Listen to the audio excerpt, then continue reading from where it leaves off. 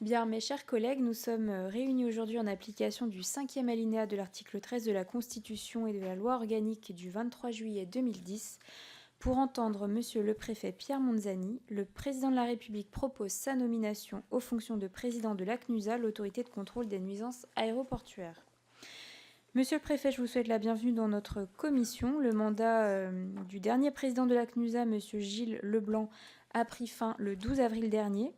Madame Lise Driancourt a exercé l'intérim depuis le 29 avril. Elle quitte l'autorité remplacée par Monsieur Pierre-Étienne Biche, qui vient d'être nommé membre du collège par le président du Sénat. La nomination d'un président est donc urgente si l'on veut que l'ACNUSA puisse exercer pleinement l'ensemble de ses prérogatives.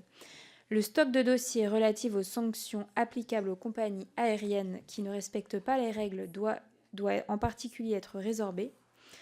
Concernant la procédure, je rappelle que l'audition d'aujourd'hui, qui est publique, sera suivie d'un vote par bulletin secret, effectué par appel nominal et hors la présence de M. Monzani. Aucune délégation de vote ne sera possible.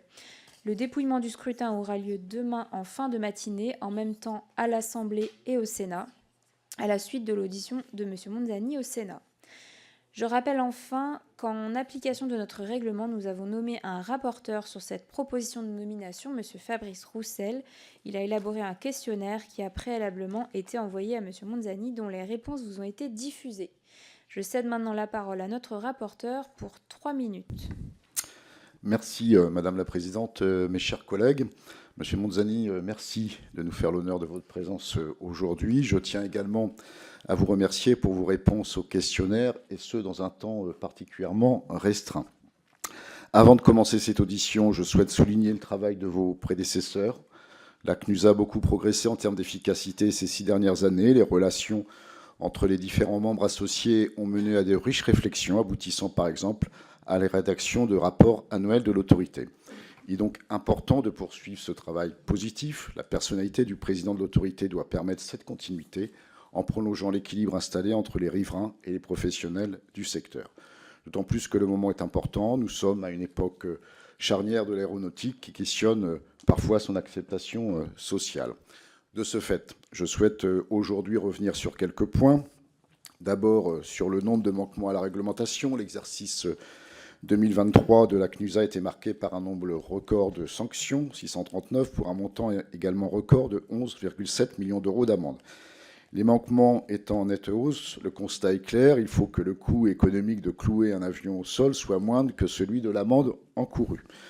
Vous ne semblez pas totalement partager cette idée, M. Monzani, préférant parler de prévention. Donc pourriez-vous revenir sur cette notion et nous expliquer quels sont les engagements que vous souhaitez prendre auprès des riverains des aéroports si vous n'êtes pas forcément pour une augmentation du niveau des amendes?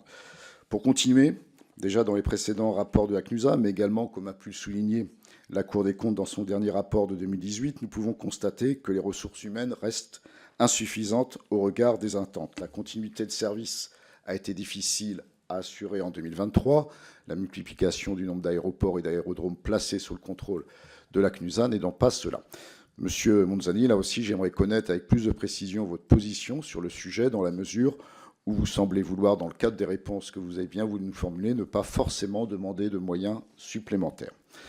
De plus, j'aimerais rappeler que depuis 2010, c'est la loi Grenelle II, la CNUSA a en charge toutes les pollutions, nuisances sonores aéroportuaires, c'est-à-dire celles liées au bruit, mais également à la pollution atmosphérique, aux pollutions de l'eau ou encore à la pollution lumineuse. De ce fait, votre position sur la façon dont sont conduites les études d'impact selon l'approche peut nous interroger sur le rôle de la CNUSA. Lorsque vous nous dites que les préfets sont seuls à même d'apprécier s'il est opportun qu'un représentant de la CNUSA intervienne lors de réunions ou ateliers organisés durant l'étude. Il faut aussi souligner que cette étude consiste à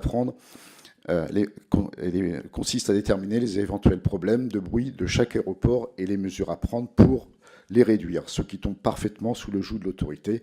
Sur ce sujet, il faut au contraire que le futur président de la CNUSA puisse se sentir légitime d'intervenir au même titre que les agences régionales de santé devraient y être associées. Enfin, concernant la politique d'aide à la sonorisation financière au moyen de la taxe sur les nuisances aéroportuaires, pourriez-vous nous expliquer pourquoi, là aussi, vous n'êtes pas forcément favorable à la suppression du plafond qui permettrait aux recettes d'être non pas affectées au budget d'État, mais à prendre en compte le reste à charge permettant à cette taxe de financer 100% du coût des travaux d'insonorisation des riverains. Vous le savez, il y a beaucoup d'attentes dans ce domaine. Voilà les quelques éléments que je souhaitais porter à votre connaissance en guise d'introduction de cette audition. Merci, monsieur le rapporteur. Monsieur le préfet Monzani, vous avez la parole pour 10 minutes.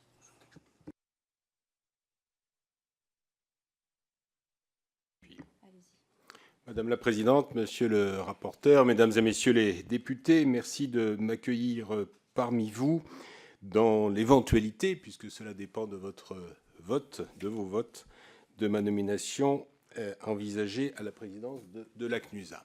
Si vous permettez, je me présente en quelques mots, non pas par souci nombriliste, mais pour mettre en perspective mon parcours et surtout ma personnalité par rapport aux missions qui pourraient être les miennes. Je suis né, vous l'avez peut-être vu, avec un nom du Sud, mais dans l'Est de la France, dans le PIO sidérurgique ou ex-sidérurgique, qu'on appelait dans ma prime jeunesse le Texas français et qu'on appelait au début de ma vie active ensuite la Sibérie française, car entre-temps les usines, comme vous le savez, avaient pour l'essentiel fermé. C'est peut-être ce passage du Texas à la Sibérie qui m'a très tôt sensibilisé aux questions d'aménagement du territoire, qui, dans mes recherches personnelles ou dans mes centres d'intérêt personnels, ont toujours eu une place importante, et également dans mes activités associatives bénévoles. Je ne suis, comme je vous l'ai écrit dans mes réponses aux questions écrites, je ne suis ni un ingénieur, ni un spécialiste de l'aéronautique. Ce serait une tromperie honteuse que de vouloir prétendre être un spécialiste. Je suis, par ma formation, par les métiers que j'ai exercés, les missions que j'ai exercées, un généraliste, et je dirais un généraliste qui a l'habitude d'essayer de construire le consensus.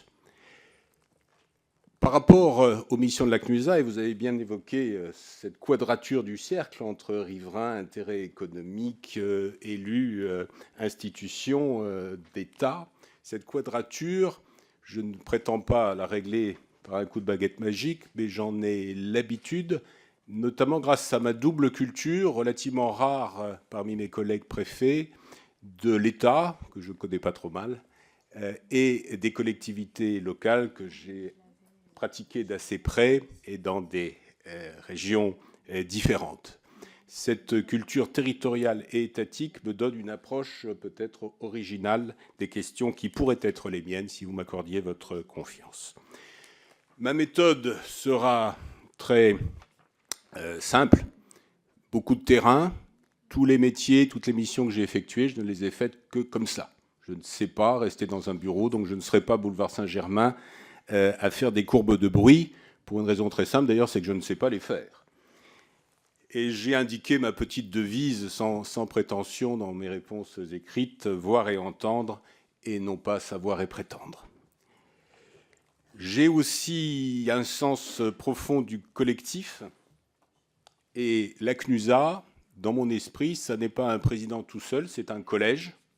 Et de ce point de vue, d'ailleurs, si vous me faisiez confiance, la première mesure que je prendrais tout bêtement, c'est de décrocher mon téléphone et d'appeler le cabinet du ministre en charge de l'aviation civile, c'est-à-dire le ministre des Transports en général, pour lui réclamer, entre guillemets, les 3 membres qui manquent actuellement dans le Conseil et qui, en plus, sont les 3 membres spécialisés, techniquement, si je puis dire, dans l'aéronautique. Et donc, il est important que le collège soit au complet, même si le quorum est à 5, ça me semble. Donc, si vous m'interrogiez sur la première mesure que je prendrais, elle serait celle-là, donc très simple et très concrète.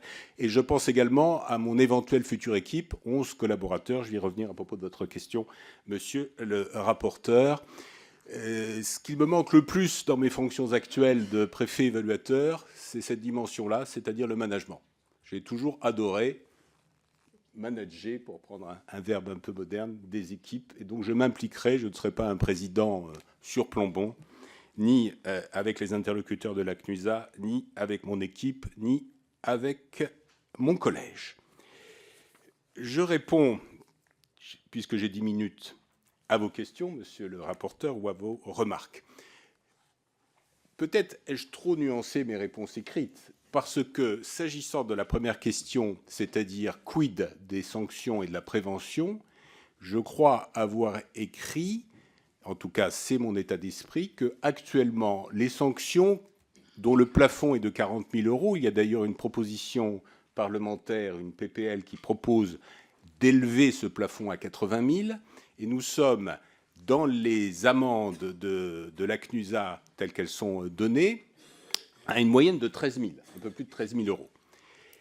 Et j'indique que, bien évidemment, nous sommes dans une logique de rapport qualité-prix, si j'ose dire, pour ceux qui commettent des manquements, et que par rapport au coût d'une rotation non assurée d'un avion, au coût d'un manquement quand l'avion se déporte d'Orly vers Roissy, par exemple, il est évident que ce niveau de sanction ne me semble pas dissuasif. C'est un petit peu, si vous me permettez cette image facile, comme si on prétendait régler les problèmes d'excès de vitesse sans retrait de points de permis, en indiquant que les possesseurs de Ferrari qui roulent à 250 à l'heure recevront une amende de 500 ou 2 000 €, c'est-à-dire ce qui leur tombe de la poche, je pense, chaque jour, ou peut-être chaque heure, je ne sais pas, je n'ai pas de Ferrari, donc je ne peux pas être précis de ce point de vue. Donc bien évidemment, les compagnies, pour prendre un exemple très concret, monsieur le rapporteur, la compagnie qui décolle de Madrid un dimanche soir pour être attractive du point de vue du week-end qu'on a passé à Madrid, et qui décolle sciemment de Madrid à une heure qui ne nous permettra pas, eu égard au délai de vol normal, même sans incident de vol, de se poser à Orly, celle-là, il faut, si vous me permettez d'être trivial, il faut la taper. Et ce n'est pas 13 000 € qui va l'empêcher d'assurer la profitabilité du remplissage de l'avion et d'éviter de devoir se détourner vers un autre aéroport.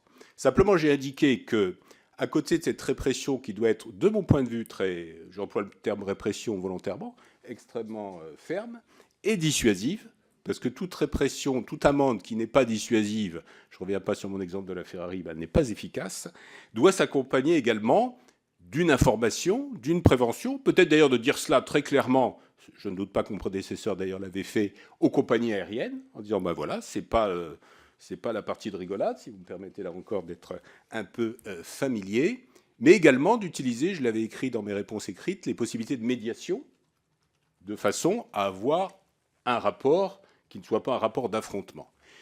Et j'indique même, comme je disais en aparté tout à l'heure, je suis un vieux défenseur de la francophonie, donc je n'emploierai pas l'expression anglaise, mais c'est désigner et faire honte.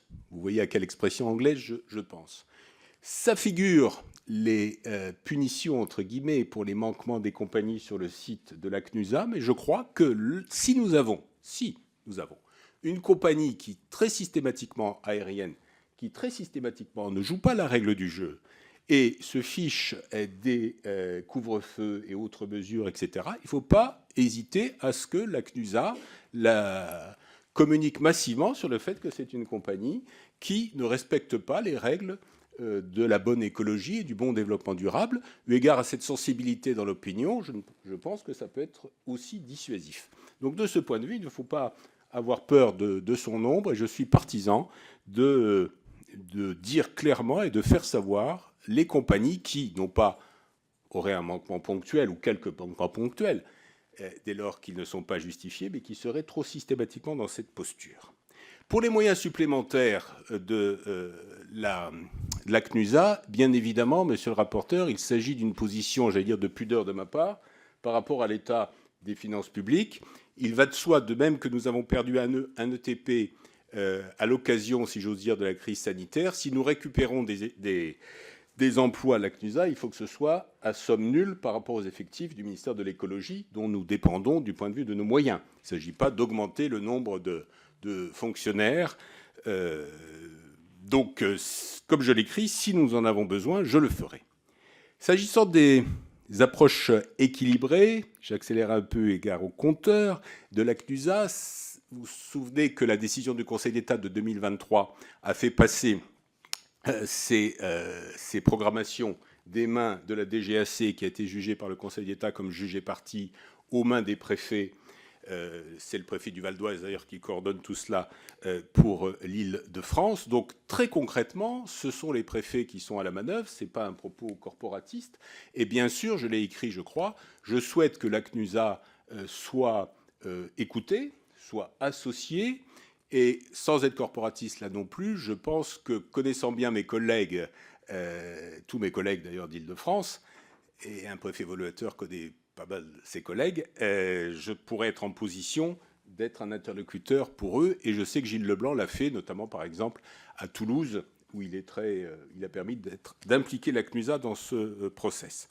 Enfin, si je demande pas l'augmentation du plafond, c'est pour une raison très simple, c'est qu'il y a un excédent de trésorerie. Actuellement, il y a 100 millions d'euros qui ne sont pas utilisés pour l'insonorisation des bâtiments. Donc il n'est pas nécessaire de déplacer, vous savez que la limite, mesdames et messieurs les députés, est à 55 millions. Pour l'instant, il n'est pas nécessaire de le dépasser. Si un jour, on épuise la trésorerie et qu'on a besoin d'argent, bien évidemment, je prendrai la position de vouloir faire sauter ce plafond de façon à pouvoir continuer à insonoriser les logements, ce qui est une piste majeure pour améliorer la vie quotidienne des riverains.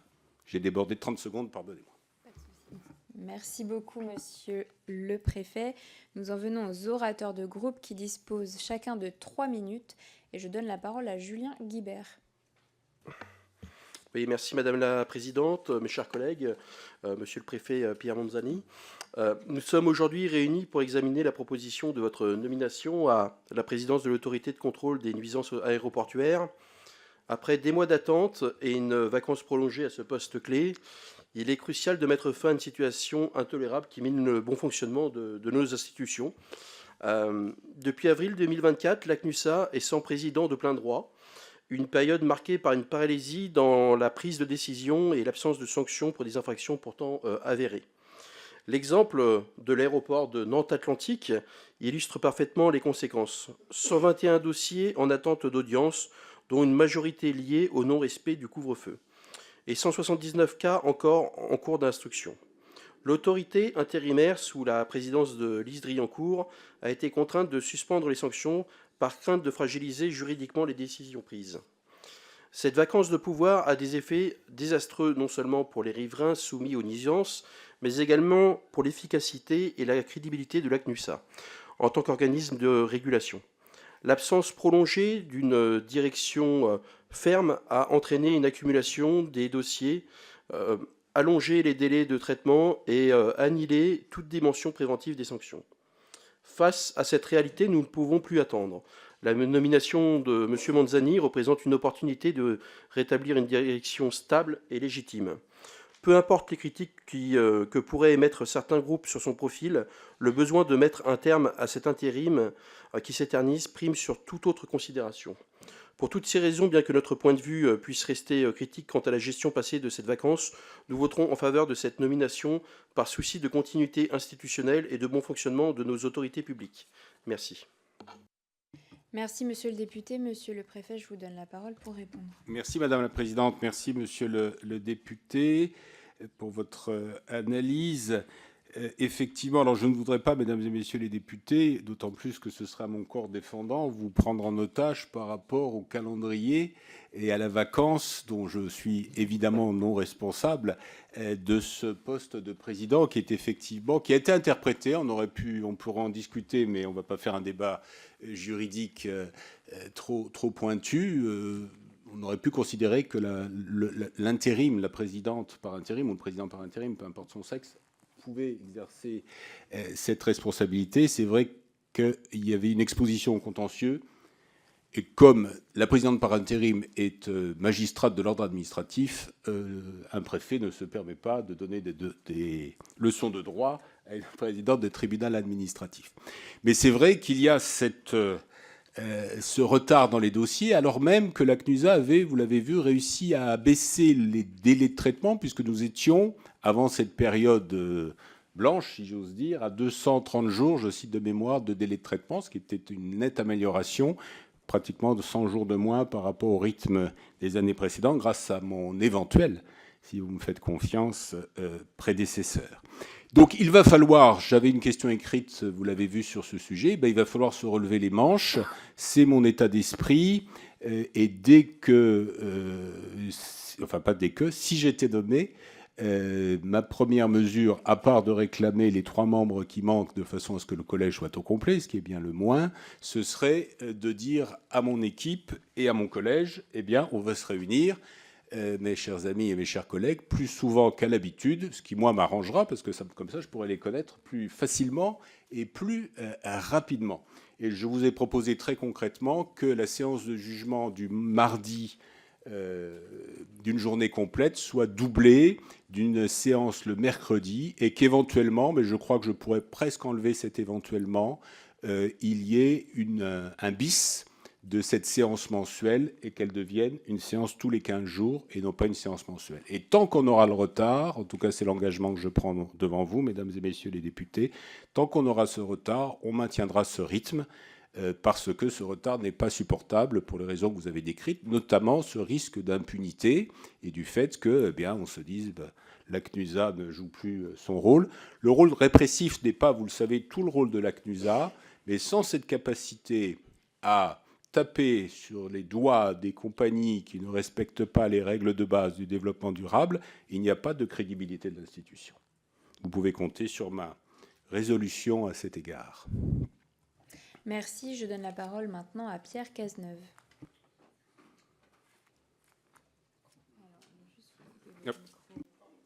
Merci Madame la Présidente, mes chers collègues, Monsieur le Préfet Pierre Monzani. J'ai lu avec attention votre projet de nomination à la présidence de l'autorité de contrôle des nuisances aéroportuaires, à laquelle le groupe Ensemble pour la République se porte évidemment favorable. En particulier, laissez-moi d'abord saluer la richesse de votre parcours, lequel est marqué par cette double culture de l'État et des collectivités territoriales si indispensable pour présider une autorité comme la CNUSA. En ce sens, je n'ai aucun doute quant à votre capacité à pouvoir concilier le développement économique et le respect des réglementations environnementales afin d'aboutir à une meilleure gestion des impacts de notre activité aéroportuaire en France. Je sais aussi, en tant que préfet, que l'on développe une certaine forme de compétence à discuter avec les élus, avec les associations, avec évidemment les entreprises, et que cette capacité-là de dialogue sera très utile dans les missions que seront les vôtres. Je suis par ailleurs, et nous sommes très en phase avec votre vision autour de la prévention. Elle ne suffira pas, on est bien d'accord, il y aura toujours le volet sanctions, vous êtes déjà revenu sur la question, mais de vouloir accentuer la dimension prévention avec les fameuses mesures correctrices que vous avez évoquées, afin précisément d'éviter que se produisent ces types de transgressions. Il faut qu'on puisse multiplier ces initiatives et nous pouvons prendre exemple notamment sur ce qu'a fait l'aéroport de Paris-Orly, sur les pilotes et les contrôleurs aériens en termes de formation, ou encore sur l'aéroport Nice-Côte d'Azur, qui là aussi a mis en place un guide pédagogique pour justement réduire ces nuisances. Mais on le sait, ce n'est pas tout à fait suffisant, et donc dans le carcan des mesures qui seront les vôtres, il y aura aussi tout ce volet sanctions. Et dans ma circonscription, dans les Hauts-de-Seine, je suis encore très régulièrement sollicité par des habitants face à ces nuisances sonores d'avions qui volent parfois trop bas, parfois trop tard, en dehors de leur couloir initialement prévu, et maintenant avec tous les outils qu'on connaît de radar qui sont disponibles à n'importe quel usager, ils peuvent avoir finalement le public devient une dimension d'autant plus prégnante. Le rapport d'activité de 2024 mentionne parmi les pistes d'amélioration et les possibles modernisations de la CNUSA le fait de simplifier et renforcer le cadre législatif et normatif qui est encore aujourd'hui trop faible pour aboutir à une meilleure efficacité. Ma première question est extrêmement simple. Selon vous, comment le législateur, et en particulier nous dans cette commission, pourrait concrètement vous y aider, et que préconisez-vous en la matière ? Et enfin, quand on sait que le trafic aérien mondial devrait atteindre un record de 5,2 milliards de passagers en 2024, soit une hausse de 6,7% par rapport à l'année précédente, quand on sait, selon l'OMS, que le bruit est le deuxième facteur environnemental qui cause le plus de dommages sanitaires en Europe, comment prendre en compte cette massification du trafic et ces problèmes de santé environnementaux qui vont se poser de plus en plus dans une trajectoire claire et limpide pour la CNUSA. Je vous remercie, Monsieur le Préfet. Merci, monsieur le député. Monsieur le préfet, je vous donne la parole pour répondre. Merci, Madame la Présidente. Merci, Monsieur le député. Juste un petit commentaire sur l'aptitude que vous voulez bien me prêter en tant que préfet, enfin, de terrain. Je vous cite une anecdote, c'est pas du tout pour me mettre en valeur, c'est pour vous montrer quelle est ma méthode. Quand j'occupais un poste de préfet, je demandais à mon cabinet de préparer autant de lettres qu'il y avait de maires, et parfois il y en a beaucoup dans notre beau pays, dans le département dont j'avais l'administration, et je signais, avec un petit mot à la main bien sûr, chaque lettre à chaque maire le jour même de mon dépôt de gerbe, en indiquant dans cette lettre combien j'étais à leur disposition, y compris pour aller les voir. En général, ça paniquait mon cabinet qui me disait « Monsieur le préfet, comment on va organiser les visites ?» J'ai répondu chaque fois dans l'ordre des réponses, quelle que soit la taille de la commune. Voilà, donc sur le terrain, l'aptitude à faire du terrain, n'ayez pas d'inquiétude, mesdames et messieurs les députés, si vous voulez bien me faire confiance. En plus, j'adore ça, vous l'avez compris. La prévention et la répression, vous l'avez dit à juste titre, ce sera effectivement les deux jambes sur lesquelles j'essaierai de fonctionner. Sur la pédagogie aussi, vous avez évoqué Nice-Côte d'Azur, hein, c'est la procédure Riviera. Je ne suis pas pilote, mais je suis un peu documenté qui suppose effectivement un peu de formation. Sur les progrès législatifs qui reposent sur vous, mesdames et messieurs les députés, de ce point de vue, c'est l'occasion pour moi de vous préciser que j'espère que ce n'est pas la seule fois où j'aurai le plaisir de vous rencontrer d'une façon un peu utilitariste, puisque je sollicite vos voix. Je serai, et je le dis si vous me faites confiance, à votre disposition. C'est-à-dire, Madame la Présidente, dès lors que cette commission, ou une partie de la commission, vous-même, ou vous-même individuellement, Mesdames et Messieurs les députés, souhaiteriez me rencontrer, je suis à votre disposition. Le propre d'un président d'une autorité administrative, fût-elle indépendante, pour reprendre l'expression officielle, si je puis dire, c'est d'être à la disposition des élus du peuple, c'est-à-dire des parlementaires et des maires aussi pour le local.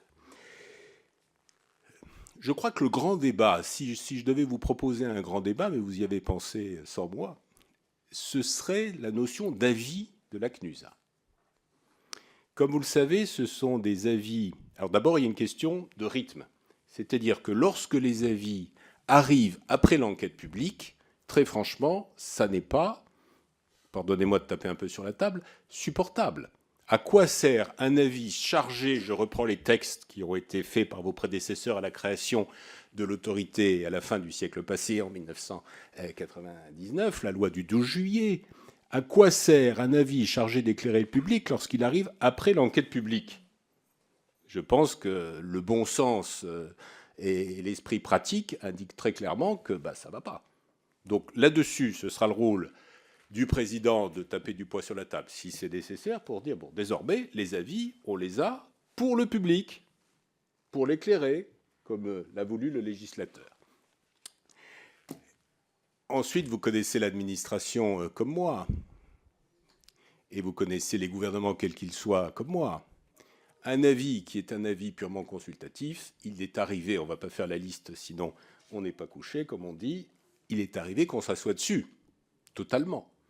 Donc la question qui se pose, alors ça pose ensuite des inconvénients, des équilibres de pouvoir. Hein, je ne prétends pas pour dire, regardez, il faut que la CNUSA soit plus importante qu'elle ne l'est aujourd'hui, mais est-ce qu'il ne faudrait pas, en tout cas peut-être sur certains sujets, les sujets les plus prégnants, les plus sensibles dans l'opinion, que cet avis devint un avis conforme. C'est la réflexion, en tout cas, à la fois juridique, politique, intellectuelle et pratique, que je serais ravi de faire avec vous, parce que les solutions ne sont jamais simples. Mais en tout cas, c'est, je pense, la piste principale. S'il ne faut donner qu'une réponse, ce sera celle-là, monsieur le député.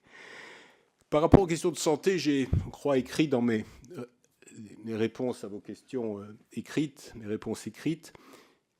Ce qui est très intéressant dans l'action de la CNUSA, et c'est son but premier, comme vous le savez, l'aspect environnemental, les gaz à effet de serre, a été ajouté dans le cadre du Grenelle 2 en 2010, c'est cet aspect, le bruit est la seule pollution qui soit intermittente.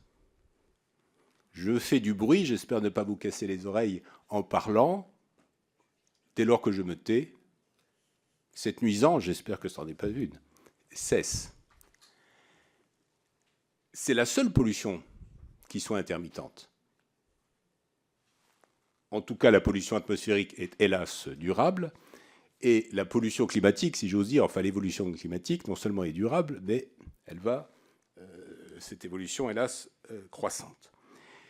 Donc il ne faut pas que la CNUSA s'écarte de sa mission première de lutte contre le bruit. Pourquoi ? Parce que c'est la mission la plus locale. C'est là qu'on peut agir au plus près des réalités, de façon la plus concrète possible. C'est pour ça que j'ai écrit « Le bruit, c'est local, la pollution, c'est régional », ou grand régional, comme vous voudrez, et le climat, c'est mondial. Donc je crois qu'il ne faut pas se perdre. Nous sommes, si vous me faites confiance, une petite structure. Un collège de 10 membres, plus les 7 membres associés, 11 collaborateurs, peut-être plus, monsieur le rapporteur, si vous soutenez dans nos efforts. Voilà, on ne peut pas tout faire. Donc il faut enfourcher, si j'ose dire, le cheval des gaz à effet de serre, etc., prendre pleinement cette compétence, du coup accroître, et là on revient sur le problème des ETP, je ne suis pas certain que dans l'équipe actuelle, quel que soit le mérite de mes éventuels futurs collaborateurs, nous ayons l'expertise nécessaire, parce que c'est tout de même très pointu, vous le savez mieux que personne, vous qui êtes à la Commission du développement durable, l'expertise nécessaire pour être efficace. L'efficacité de la CNUSA, c'est une triangulation entre la fermeté de l'action, la capacité d'écoute, mais aussi la crédibilité technique, voire scientifique. Merci. Je donne la parole à Clémence Guettet. Merci à vous. Merci Madame la Présidente. Monsieur le Préfet, ma circonscription rassemble les villes de Choisy-le-Roi, Créteil et Orly. Donc vous comprendrez que votre nomination à la tête de l'autorité de contrôle des nuisances aéroportuaires et ce que vous comptez y faire m'intéresse énormément. Vous le savez, on constate aujourd'hui une reprise intensive des flux aériens qui atteignent quasiment le même niveau qu'avant Covid. Et ceux qui se réveillent et qui s'endorment sous les avions sont les premières victimes d'un double péril, la pollution sonore et la pollution atmosphérique, deux facteurs environnementaux qui provoquent le plus de dommages sanitaires aujourd'hui en Europe.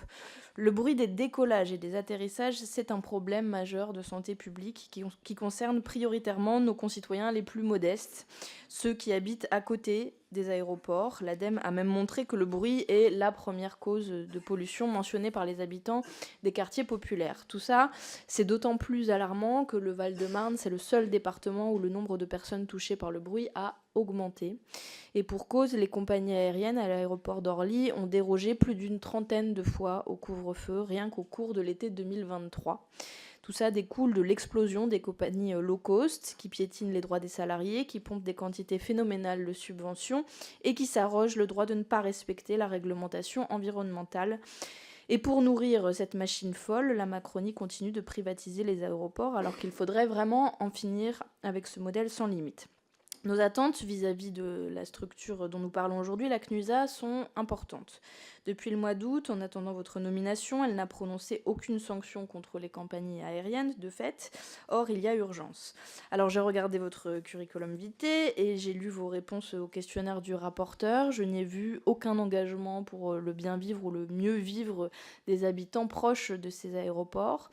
Sur les mesures à prendre, je cite certaines de vos réponses au questionnaire. Sur d'abord le contrôle effectif par la CNUSA des pollutions atmosphériques et des gaz à effet de serre, vous estimez que c'est nécessaire sans nous donner davantage de détails. Sur la généralisation des couvre-feux, cela vous semble difficile à instaurer. Sur l'augmentation du montant des sanctions aux compagnies aériennes qui les violent, c'est pour vous envisageable. 3 petits points.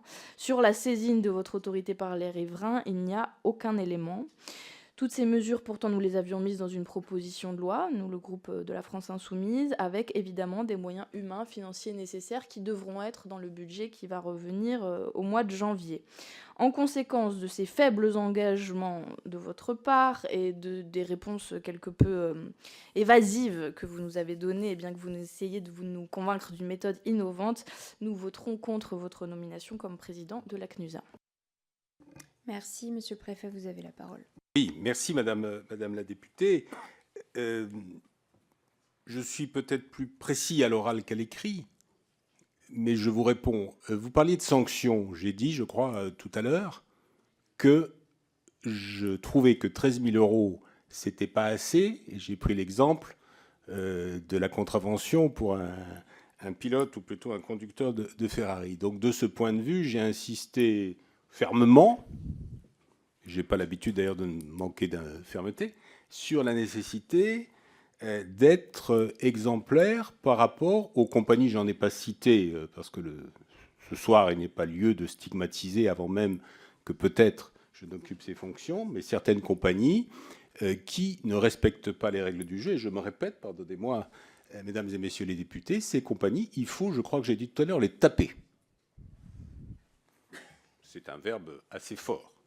S'agissant des riverains, vous avez remarqué que dans mes réponses écrites, j'écris sans, évidemment, j'ai ni la parole ni l'écriture démagogique, j'écris que ces riverains sont souvent des travailleurs. Et c'est bien toute la difficulté de notre équation. C'est qu'il faut à la fois préserver l'emploi, 130 000 emplois directs, vous le savez, puisque vous êtes députée francilienne en Île-de-France, et 400 000 emplois indirects, 530 000, c'est énorme, liés aux aéroports, qui permettent aux personnes qui sont parfois et très souvent habitantes pas trop loin des aéroports, de vivre de leur travail. Donc, bien évidemment, il faut être à l'écoute des riverains.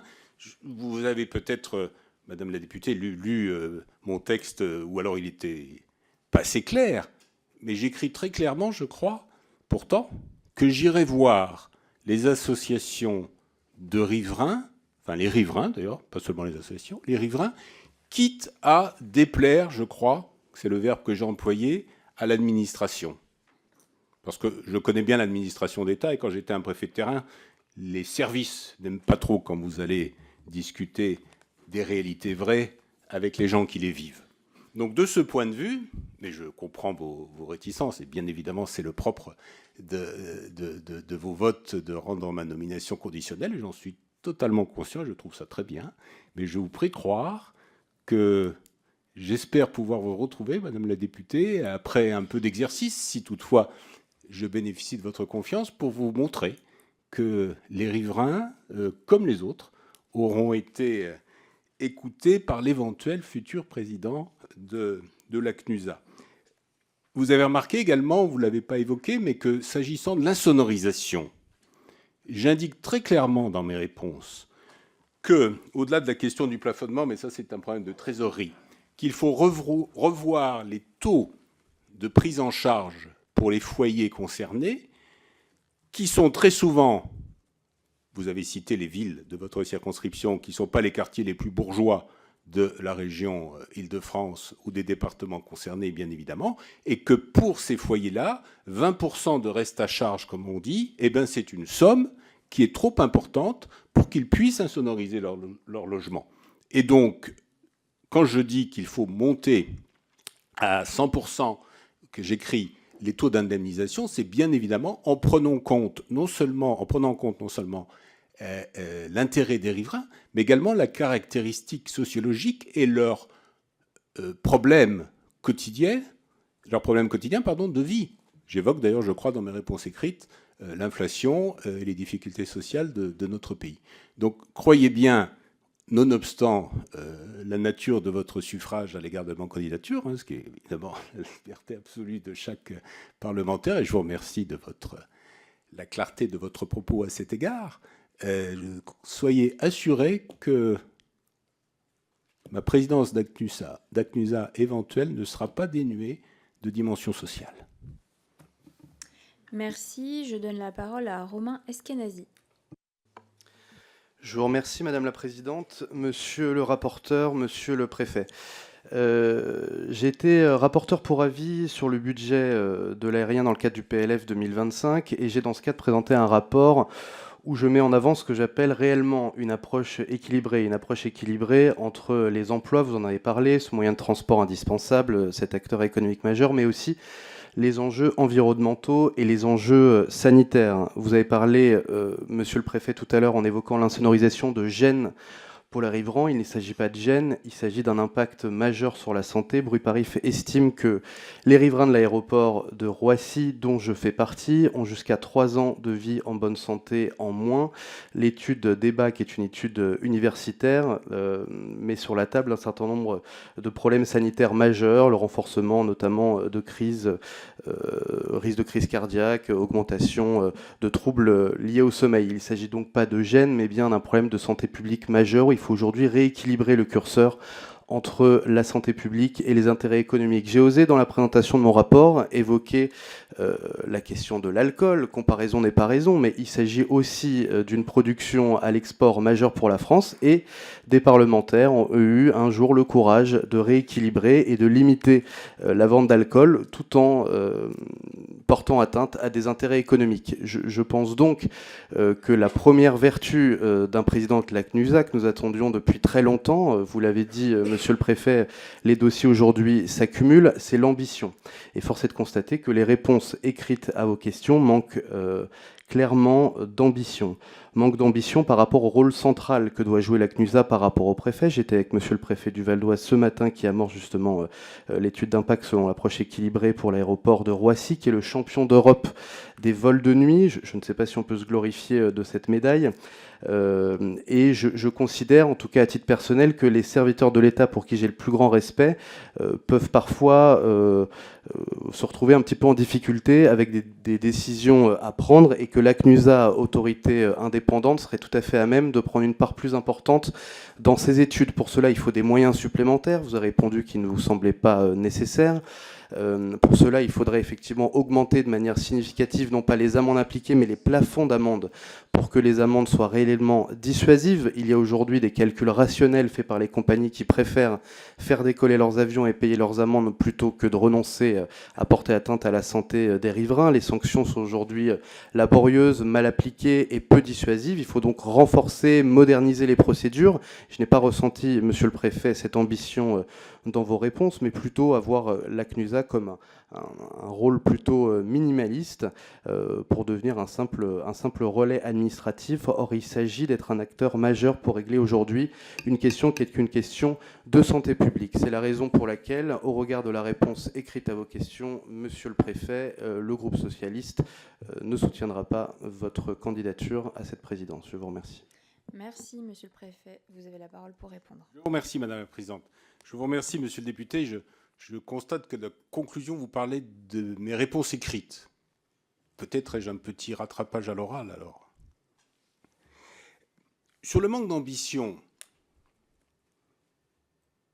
chaque fois que j'ai occupé une mission dans ma vie administrative, au sens large du mot, j'ai eu beaucoup d'ambition. Vous allez dire c'est une pétition de principe, mais je vous le dis de tout mon cœur. J'ai eu beaucoup d'ambition pour mon institution et beaucoup de modestie pour moi-même. Donc il y a peut-être un problème stylistique, je ne me justifie pas, mais je vous explique, dans le fait que je n'ai pas pour habitude, lorsque je fais notamment des réponses écrites, d'indiquer « c'est moi que v'là, vous allez voir ce que vous allez voir ». Voilà, donc je fais peut-être mon mea culpa, j'aurais dû être plus extraverti à l'écrit, je suis peut-être un peu plus à l'oral. En tout cas, ne doutez pas, Monsieur le député, là aussi je vous donne rendez-vous dans je ne sais pas quelle est l'échéance.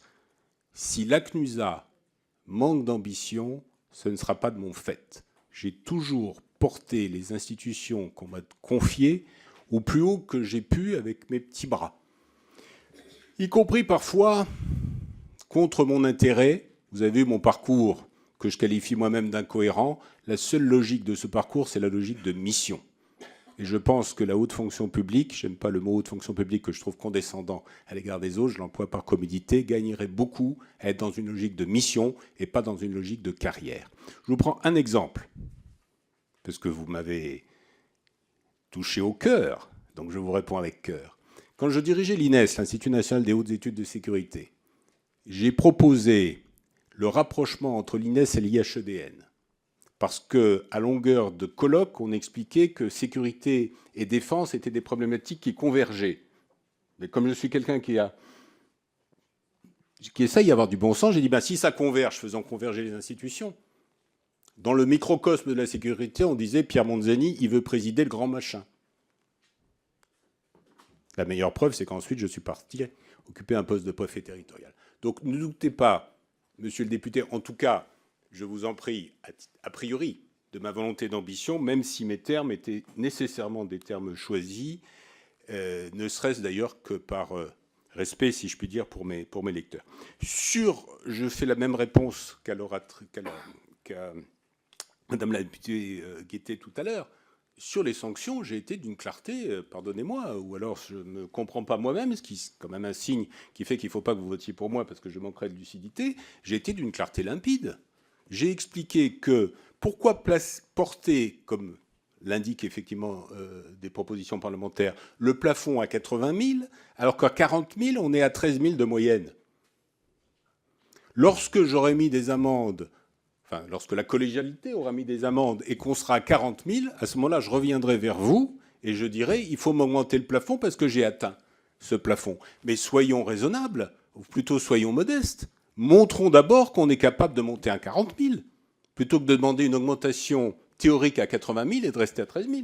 Moi, je préfère les choses concrètes aux choses simplement d'affichage. Sur les moyens de la CNUSA, ça n'est pas manque d'ambition pour l'institution de ma part. Vous savez, il y a tellement de services dépensiers, comme on dit à Bercy, moi je ne suis pas un fonctionnaire de Bercy, je connais les limites de Bercy, qui expliquent que pour être un grand président, un grand directeur général, etc., une grande administration, il faut plus d'effectifs. J'ai connu des préfectures. Quand j'étais préfet de Seine-et-Marne, il y avait 650 collaborateurs. Quand je suis allé faire des évaluations en Seine-et-Marne, il en reste 400.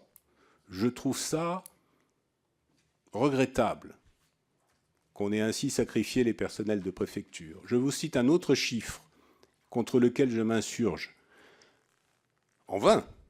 Quand j'ai commencé dans ce métier préfectoral, même si j'ai fait beaucoup d'autres choses, il y avait en France, donc c'était au siècle passé, il y avait en France 160 personnes qui portaient le titre de préfet, sans compter les retraités. Soit ils étaient à la tête d'une préfecture, comme leur nom l'indique, soit ils étaient comme votre serviteur aujourd'hui dans d'autres fonctions. Au moment où le corps a été supprimé, vous le savez, mesdames et messieurs les députés, puisque vous contrôlez l'exécutif, il y avait 345 préfets en France. Dans le même temps, les effectifs de la préfecture de Seine-et-Marne étaient passés de 600 à 450. Tout ça m'a rendu prudent sur des affichages en termes de nombre de TP. Ce que je souhaite pour la CNUSA, ce sont des ETP efficaces. J'ai répondu tout à l'heure au député Pierre Cazeneuve combien j'avais besoin de collaborateurs efficaces pour lutter contre les gaz à effet de serre, etc. Enfin, l'autre dimension de la CNUSA. Donc, ça n'est pas le nombre. C'est la qualité et l'ambition. De ce point de vue, je vous rejoins, monsieur le député, je serai ambitieux, mais je serai ambitieux également dans le cadre de l'emploi public que nous connaissons en France. Vous allez prochainement débattre ou redébattre des projets de budget de la France. Je crois qu'il faut, de ma part en tout cas, je ne peux pas venir devant vous en disant « votez pour moi et je ferai une CNUSA pléthorique ». En revanche, je m'engage à essayer de faire une CNUSA efficace. Merci. Je donne la parole à Jean-Pierre Tête. Chers collègues, monsieur le préfet Monzani, le groupe de la droite républicaine accueille avec bienveillance votre proposition de nomination à la tête de la CNUSA. Homme de terrain et de territoire, préfet attaché au plus strict respect des principes républicains, votre carrière de haut fonctionnaire en prise avec les réalités locales force le respect et donne à penser que vous saurez être soucieux de la diversité des situations auxquelles votre administration devra répondre avec fermeté et discernement. Après les longs mois de vacances de direction à la CNUSA, j'aimerais vous interroger sur votre appréciation de la capacité de celle-ci à mener pleinement sa mission de contrôle et de sanction. À la lecture du rapport annuel 2024 de la CNUSA, on apprend que l'autorité s'appuie pour certains aéroports sur les données établies par des associations de riverains pour contrôler le trafic nocturne et constater d'éventuels manquements. le serviteur de l'État que vous êtes se satisfait-il que l'ACNUSA et la DGAC doivent se reposer sur le travail de bénévoles, d'aussi bonne qualité qu'il puisse être, pour construire leur diagnostic? Ou jugez-vous au contraire qu'il soit de bonne complémentarité, que l'autorité dont vous aurez la charge délègue d'une certaine manière ce travail à des acteurs publics proches du terrain? Enfin, pour ce qui concerne les sanctions elles-mêmes, vous y avez fait allusion.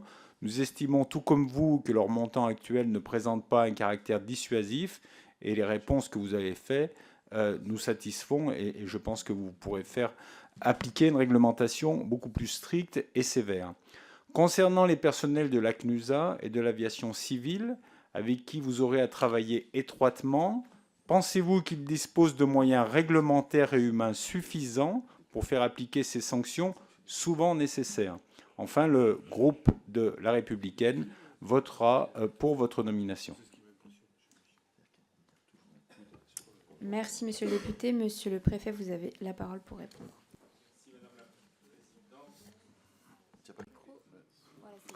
Merci, monsieur le député. De vos propos, s'agissant effectivement du pouvoir de contrôle et de sanction, je lis votre première question et la dernière qui se rejoignent sur les moyens humains. Nous avons effectivement, comme vous le savez, la CNUSA ne dresse pas des procès-verbaux elle-même. Elle est tributaire des agents assermentés de la DGAC et de façon un peu plus marginale, mais également de la gendarmerie des transports maritimes. Mais nous avons de ce point de vue, c'est vrai également, puisque vous êtes membre de la commission du développement durable, des agents de l'agence de la biodiversité, des différents offices, etc. Nous avons ou des forces de police et de gendarmerie sur un autre sujet, une disproportion entre l'ampleur des menaces sur la sécurité ou sur la santé. On évoquait tout à l'heure la perte de 3 ans d'espérance de vie, et je rejoins tout à fait monsieur le député qui avait dit cela, et les énormes besoins que nous avons. Je suis très conscient du fait que nous sommes dans une confrontation, quelque part, là je parle de la CNUSA, entre David et Goliath. Goliath étant les intérêts économiques qui sont en jeu. Il ne s'agit pas, évidemment, d'instaurer un couvre-feu général pour une raison très simple. C'est que le trafic passager est peu délocalisable. Le touriste qui a envie de venir voir la Tour Eiffel, il va se poser sur un aéroport parisien. Le fret, qui pose l'essentiel des problèmes nocturnes, au-delà du non-respect des couvre-feux, mais cela, j'ai dit tout à l'heure qu'il fallait les taper, le fret, c'est délocalisable. Si, alors c'est pas dans mon pouvoir d'ailleurs, hein, je ne suis pas ministre qui signe l'arrêté et je ne ferai jamais de couvre-feu. Tout ça est un long processus où la CNUSA n'est qu'un élément d'information. Ne prêtons pas à la CNUSA des pouvoirs qui ne sont pas les siens. Si nous faisions un couvre-feu absolu, eh bien tout simplement, FedEx, par exemple, 8000 emplois à Roissy, 8000 emplois de gens qui vivent à proximité, eh bien ils partiraient à Amsterdam, à Luxembourg ou dans une plateforme proche. Donc de ce point de vue, nous sommes dans un ciel, qu'on le veuille ou pas, un ciel ouvert et une concurrence elle-même ouverte. Donc il faudrait, je vous rejoins, monsieur le député, renforcer ces moyens d'investigation, de dressage des procès-verbaux, de façon à ce que le combat entre David et Goliath soit plus équilibré, mais pas avec la volonté de tuer Goliath, parce que Goliath donne aussi beaucoup d'emplois, beaucoup de pouvoir d'achat et beaucoup de quotidienneté dans une France, je ne vous apprends rien, par ailleurs, face à une crise industrielle telle qu'on n'avait pas connue. J'évoquais la terre sidérurgique de mon enfance et les usines qui fermaient. Croyez bien que j'en ai gardé un souvenir humain fort et précis. Eh bien, ça fait très mal à une région quand les usines, les ateliers ou les emplois ferment. Sur le rôle des associations, il faut, je crois, je l'ai dit à propos des associations de riverains, que le président de la CNUSA, que je pourrais être, si vous m'accordiez votre confiance, soit dans un esprit ouvert à l'égard de ces associations, quelles qu'elles soient, dès lors qu'elles travaillent sur le terrain et qu'elles apportent. Je crois qu'il y a eu trop longtemps une attitude qui existe encore dans cette administration d'État que je ne connais pas trop mal, un peu condescendante à l'égard du travail des associations. Dans ma vie personnelle, j'ai un engagement associatif fort dans le domaine de la culture, dans le domaine de la francophonie, enfin bon, etc. Donc je crois beaucoup que les associations peuvent apporter. J'en prends un exemple que vous avez en tête, monsieur le député, je ne vous apprends rien, c'est celui, au revoir madame la députée, c'est celui d'Airparif en matière de lutte contre les nuisances et le bruit. Sans Airparif, nous serions, la CNUSA, la DGAC, enfin tout le monde, nous serions les bras ballants et les yeux fermés. Les 200 capteurs, je crois que c'est 200, je parle sous votre contrôle, qui permettent de savoir où est le bruit, la plateforme Survol qui permet d'approcher la réalité du bruit du plus près des aéroports, tout ça c'est dû à notamment l'action d'Airparif, pour citer la plus importante, qui est une association, du point de vue, enfin qui est un groupement, mais qui est au départ sur une base associative.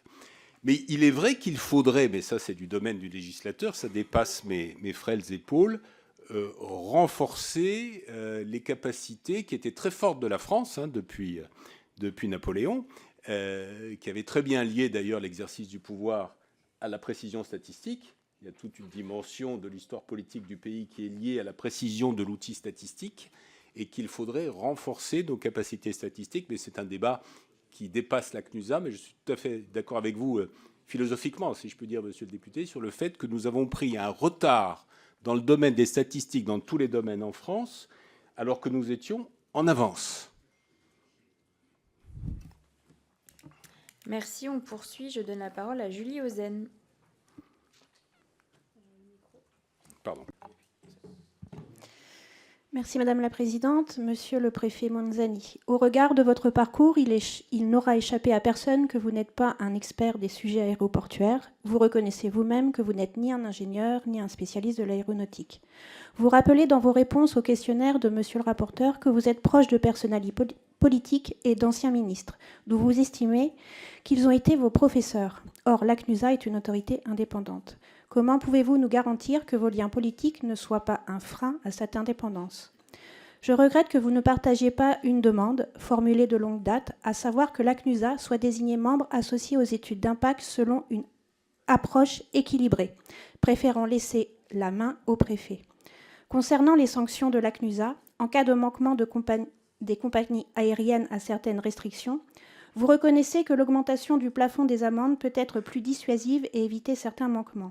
Au regard du caractère dérisoire du montant actuel des amendes, pensez-vous qu'une multiplication par 5 de ces amendes, comme l'ont proposé plusieurs députés, serait suffisante pour qu'elles deviennent dissuasives ? Ou proposez-vous de les augmenter plus encore ? Vous affirmez d'autre part que d'autres moyens que les amendes existent pour réduire les activités nocturnes ou l'usage d'aéronefs plus bruyants. Je partage votre point de vue, mais je suis surprise de voir que vous ne considérez pas les couvre-feux et les plafonnements du nombre de décollages et d'atterrissages comme de mesures à privilégier. Enfin, vous affirmez que servir la CNUSA serait un enjeu majeur d'équilibre entre progrès et environnement et entre économie et société. Mais vous ne parlez pas d'équilibre avec la santé des riverains. Vous affirmez que le poids économique de certaines activités nocturnes, comme le fret, rend un couvre-feu peu pertinent et dangereux pour l'emploi, un enjeu que vous considérez comme vital pour l'intérêt du pays. Mais ce qui est vital, c'est la santé des riverains, qui peuvent perdre plus de 3 années de vie à cause de la pollution sonore. Je rappelle que le rôle de la CNUSA, qui est l'autorité de contrôle des nuisances aéroportuaires, est de contrôler les dispositifs de lutte contre les nuisances générées par ce secteur. Aussi, très concrètement, monsieur, quelle option choisiriez-vous entre un scénario qui protégerait la santé des riverains et favoriserait la diminution des émissions de gaz à effet de serre, ou un scénario qui garantirait le développement de l'économie, de l'activité économique aéroportuaire ?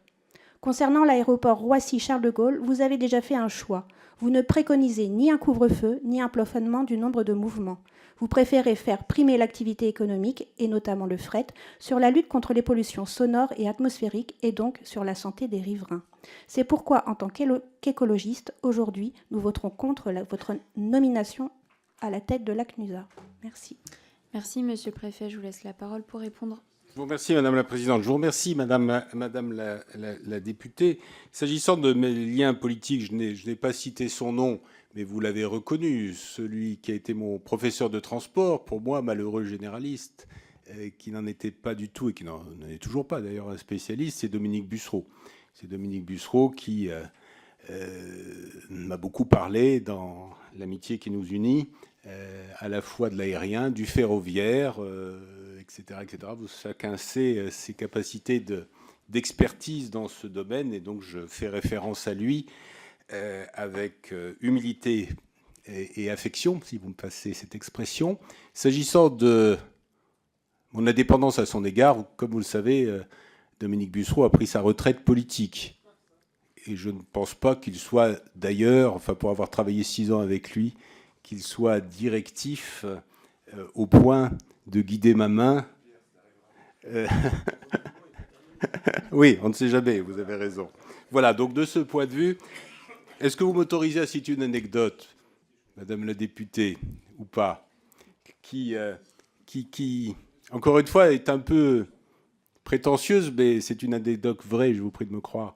Quand j'ai quitté la Seine-et-Marne, un élu qui n'était pas de ma sensibilité, on va dire ça comme ça, chacun a vu mon CV, m'a invité 3 mois après mon départ à dîner, et il m'a remercié pour ce que j'avais fait, et il m'a dit « c'est dommage que vous soyez parti, etc. etc. » Et je lui ai dit « mais, Monsieur le Président, il présidait une grosse agglomération, il est mort depuis, si vous me dites ça, c'est parce que je vous ai donné raison contre un homme politique de droite majeur de Seine-et-Marne.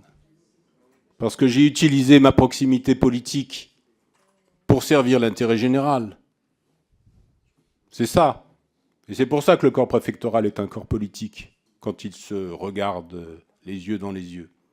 Voilà, je ferai la même chose. Les connaissances que j'ai, les réseaux que j'ai, les appuis que j'essaierai de les mettre au service de l'intérêt général. Parfois je me trompe, parfois je ne me trompe pas. J'ai cette chance, Madame la députée. Sur associer les préfets, vous m'avez mal compris. Je réponds à une question sur l'approche équilibrée qui est actuellement aux mains des préfets, notamment de mon ami Philippe Court dans le Val d'Oise. On a des rapports de confiance tous les deux. Imaginez que préfet candidat à la présidence de la CNUSA est soumis à votre approbation, bien évidemment, j'écrive « c'est moi qui dois avoir la main ». Mais pour l'instant, cette main, je ne l'ai pas. Comment vont réagir mes collègues ? Le rôle de la CNUSA, c'est ensuite au législateur de m'apporter des moyens supplémentaires. Si vous écrivez que la CNUSA doit être systématiquement associée ou même prendre la main, j'en serais ravi. Mais là, aujourd'hui, mon rôle, c'est de faire avec les moyens juridiques et humains que j'ai au moment T, qui ne vont pas augmenter par un miracle divin si un jour, grâce à vous et à votre vote, j'arrive dans mon bureau, cette équation-là. Il ne faut pas que je me décrédibilise, bien évidemment. Le ministère de l'Intérieur, et à l'époque, comme je connais un peu à cause de ce que nous avons dit, le domaine des transports, m'avait consulté. Le ministère de l'Intérieur était pour, après la décision du Conseil d'État de 2023, le ministère de l'Intérieur en tant qu'institution, pour que ce soit la CNUSA qui prenne la main et pas les préfets.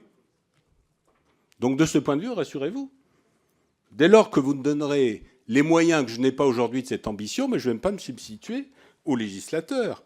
Sur les amendes, je serais lecteur de marc de café si je vous disais qu'il fallait aujourd'hui, devant vous, augmenter les amendes par 2, par 3, par 4, par 5 ou par 10.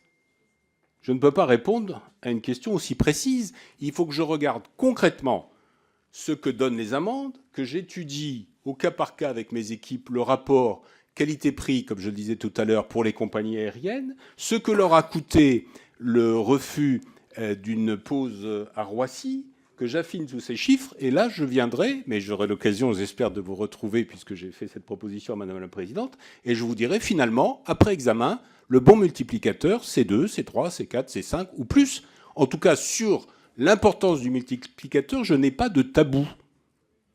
Mon seul tabou, c'est la réalité. Sur la santé, Madame la députée, je ne vais pas entamer un débat avec vous sur santé, écologie, etc., parce que je vais lasser vos collègues, et puisqu'ils doivent ou pas voter pour moi, ce serait gênant de les lasser. Mais vous le savez comme moi, il y a un autre lien entre santé et économie, qu'on voit hélas partout dans le monde. C'est que plus la population est pauvre, plus elle est malade, plus elle meurt tôt. Donc, si des mesures sont contraires aux intérêts économiques, elles créent du chômage, elles créent de la misère, et la misère, c'est la maladie et la mort. Eh bien moi, ce n'est pas la voie que je privilégie. C'est une voie d'équilibre, difficile, c'est une route de crête, c'est sûr, mais il n'y a pas d'un côté la méchante économie et de l'autre la gentille santé. Il y a des interférences qui tiennent évidemment, je retire le mot gêne, monsieur le député, que j'avais employé tout à l'heure, c'est plus qu'une gêne, mais c'était une erreur de précision de langage de ma part, veuillez m'en excuser, mais il y a une équation qui est complexe, et en tout cas, encore une fois, je ne vais pas vous ramener à ma Lorraine natale. Je ne sais pas si vous connaissez le PIO sidérurgique. Je vous montrerai des photos comparées et des rires, puisqu'on approche des fêtes de fin d'année, dans ma jeunesse, dans les familles. Et je vous renvoie à un pré-concours célèbre, Nos enfants après eux, pour décrire ces réalités-là. Quand on prend des mesures qui font disparaître des emplois, on crée du malheur, et le malheur, ça crée la maladie et la mort. Voilà pourquoi je serai sur une ligne d'équilibre. Je ne sacrifierai pas la santé des riverains, mais je ne sacrifierai pas non plus l'économie sans laquelle il n'y a pas de santé publique. Tous les pays pauvres du monde en sont, hélas, une pathétique illustration. Merci. On poursuit avec Jimmy Pain. Merci Madame la Présidente, Monsieur le rapporteur. Je souhaite commencer par saluer la proposition de votre nomination à la présidence de l'autorité de contrôle de nuisances aéroportuaires, la CNUSA. Cette nomination est d'autant plus attendue qu'il devient urgent de traiter les nombreux dossiers en suspens, parmi eux l'enjeu majeur des amendes envers les compagnies aériennes qui ne respectent pas les restrictions sur les vols nocturnes. À Nantes-Atlantique, par exemple, l'absence de sanctions depuis plusieurs mois a amplifié le sentiment d'impunité chez certains transporteurs et de désarroi des riverains. La CNUSA doit pouvoir rapidement retrouver sa pleine capacité d'action pour garantir la tranquillité des populations concernées. Vous avez évoqué une modernisation nécessaire de la procédure de sanction et je tiens à souligner la pertinence de cette approche équilibrée. En effet, l'augmentation du plafond des amendes constitue un outil dissuasif, mais il doit s'accompagner de mesures incitatives et préventives. Vous avez proposé dans vos réponses au rapporteur d'introduire un sursis conditionné à des mesures correctrices pour éviter les récidives témoigne d'une volonté de pédagogie. Néanmoins, face à certaines compagnies qui persistent à enfreindre sciemment les règles, ne faut-il pas envisager une réponse plus sévère ? Quelles mesures supplémentaires pourriez-vous préconiser pour renforcer les incitations à la conformité ou dissuader les récidivistes multiples qui aggravent les nuisances pour les riverains ? Enfin, je soutiens la proposition de la CNUSA visant à compléter le code des transports pour mieux encadrer et contrôler les émissions de polluants et de gaz à effet de serre liées aux activités aéroportuaires. C'est une avancée nécessaire pour la santé publique et l'environnement et je souhaite que nous puissions avancer rapidement sur cette évolution législative essentielle pour atteindre nos objectifs climatiques. Merci, Monsieur le Préfet. Vous avez la parole pour répondre. Merci beaucoup, Monsieur le député, pour vos propos. J'en viens directement à vos questions. Sur les récidivistes, je redis ce que je vous ai dit et ce que j'ai écrit, peut-être pas assez clairement pour certaines remarques qui ont été faites, mais je reprends l'expression que j'ai employée, les mauvais joueurs, il faut les taper. Donc, nous mettrons des amendes, enfin, je proposerai à la collégialité, parce qu'il y a la collégialité, ce n'est pas le président tout seul qui décide de mettre telle ou telle amende, il faut convaincre l'ensemble du collège. On fonctionne plutôt par consensus, si j'ai bien compris, donc pour mettre des amendes dissuasives. Mon but, c'est que la compagnie aérienne qui ne joue pas le jeu, quelle qu'elle soit, on va tomber plutôt, comme le disait Madame Guettet tout à l'heure, sur des compagnies low cost, plus probablement, sans vouloir faire de procès d'intention, eh bien, qu'elle soit tapée, je répète pour la 3e fois, je crois, ce verbe, n'est-ce pas? Il faut que ce soit dissuasif. Là-dessus, vous pouvez compter sur ma fermeté. Elle sera entière et ma main, si la collégialité me suit, ne tremblera pas. Et comme je l'ai dit tout à l'heure, il faut... Je n'aime pas la dénonciation par attitude philosophique et par conviction politique. Vous voyez à quoi je fais allusion. Une période... Bon, bref. Et les mauvais élèves, il faut les montrer du doigt. Alors je ne sais pas, je n'ai pas encore réfléchi, ça c'est de la com, si je vais proposer de créer un prix citron de la CNUSA. Vous vous souvenez, à un moment, il y avait un prix orange pour les bons et un prix citron pour les mauvais. Un prix citron de la CNUSA, et puis j'inviterai, mesdames et messieurs les députés, vous tous, et je serai heureux de vous revoir à cette occasion, à la grande remise du prix citron. Et si vous voulez, Madame la Présidente du groupe écologique, enfin Madame la rapporteure, pardon, pour vous rassurer, on pourra remettre ce prix citron ensemble, comme ça vous serez rassurés sur ma volonté d'être extrêmement ferme à l'égard des mauvais joueurs. Bon, on fera plutôt une remise collective, c'est plus sympathique.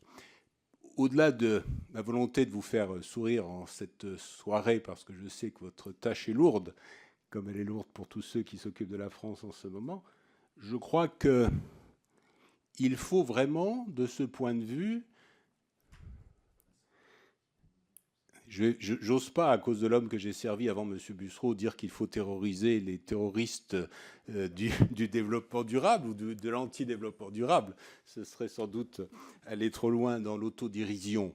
Mais plus sérieusement, il faut que, de ce point de vue, je suis totalement d'accord, monsieur le député du groupe démocrate, il faut que, quelque part, la peur change de camp. En tout cas, qu'on prenne au sérieux et qu'on touche les compagnies qui ne jouent pas le jeu dans leur intérêt économique.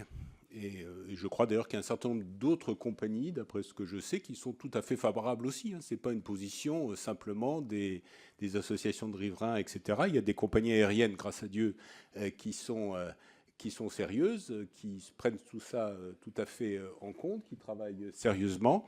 Eh bien, il faut que les mauvais joueurs soient sanctionnés. Et si ces mauvais joueurs se délocalisent, alors là, pour le coup, ce ne sera pas un problème, parce qu'avec eux, la pollution, les gaz à effet de serre, les avions trop vieux, parce que c'est ça aussi, hein. Il y a aussi l'âge des avions. On n'a pas évoqué tout ça, parce qu'on ne peut pas tout évoquer. On n'a pas évoqué la descente en continu. Enfin bon, bref, vous connaissez tout ça par cœur. Mais il y a aussi la qualité du matériel. C'est la même chose pour le fret, d'ailleurs. Parce que si je ne veux pas de couvre-feu à Roissy pour ne pas provoquer la misère dans la population environnante, je suis tout à fait favorable à ce que les flottes d'avions cargo évoluent vers plus de propreté, entre guillemets, et moins de bruit. Pour les gaz à effet de serre, monsieur le député, je répondrai comme je l'ai déjà dit. Je demanderai à la CNUSA de s'appliquer à plein. Je ne pense pas avoir, au moment où je vous parle, les compétences requises, il faut être objectif, pour être bon sur le sujet. Et c'est un sujet, comme la CNUSA a une dimension d'influence, ça ne vous a pas échappé. Pour avoir de l'influence, il faut être bon. Il faut être crédible. Parce que si on saute sur sa chaise en disant ACNUSA, ACNUSA, ACNUSA, sans crédibilité scientifique, j'emploie un grand mot, eh bien, on va louper la cible. Merci. On poursuit avec Sylvain Berrios. Oui, merci, monsieur le préfet, merci d'être présent. Le trafic aérien a repris, il excède désormais dans de nombreux aéroports son niveau de la pandémie avant Covid-19. Et de fait, les nuisances sonores aéroportuaires sont donc plus que jamais un enjeu.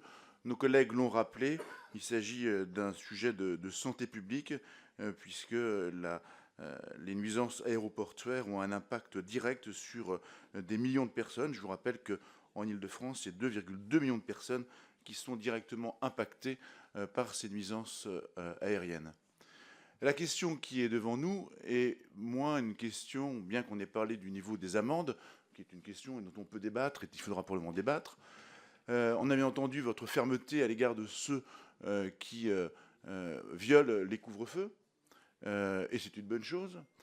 Mais rappelons-nous quand même, et c'est, je crois, un des éléments importants que nous devons avoir à l'esprit, et qui marque aussi une forme de scepticisme à l'égard de la capacité de la CNUSA à réaliser sa mission, c'est qu'une large partie des violations du couvre-feu procèdent de dérogations de la DGAC.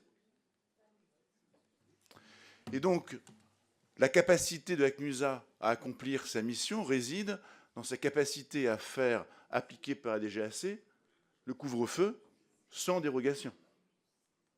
À l'été 2023, c'est 33 viols de ce couvre-feu autorisés par la DGAC.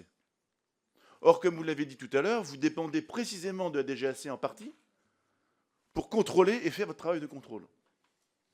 Donc, une des questions qui est posée, qui vous est posée, mais qui au fond est posée à la CNUSA d'une façon générale, c'est la capacité à accomplir votre mission dans ces conditions, non pas d'indépendance, mais de dépendance vis-à-vis de ceux, notamment la DGAC, qui participent du non-respect du couvre-feu.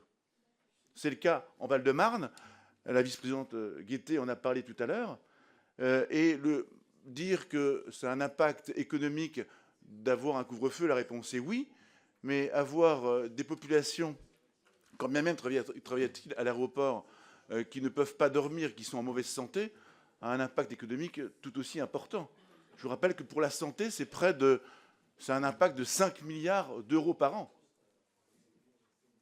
Et donc la question que nous souhaitons vous poser, c'est comment pensez-vous être capable d'accomplir votre mission, et notamment vis-à-vis de la DGAC qui viole par dérogation réglementaire le couvre-feu.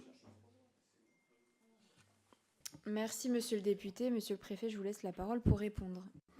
Merci, monsieur le député. Vous évoquez effectivement une question, comme toutes les autres questions qui m'ont été posées, centrale, c'est-à-dire le rapport entre la CNUSA et la DGAC.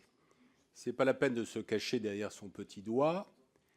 Si on est en frontal, ça ne va pas. Si on est en complicité excessive, ça ne va pas non plus. C'est-à-dire que quand on regarde le rapport de force, toute AI soit-elle, une CNUSA qui serait en guerre avec la DGAC, j'ai l'habitude de mener les guerres avec ferveur, mais je ne suis pas sûr de la gagner, celle-là. Sauf si j'ai l'appui du Parlement. Mais on va se lancer dans des considérations un peu excessives. Du point de vue...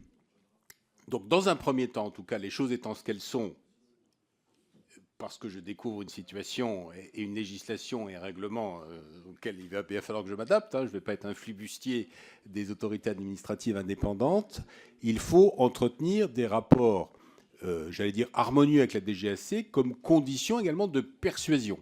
Dans les dérogations au couvre-feu, il y a un certain nombre de dérogations, vous le savez, valables.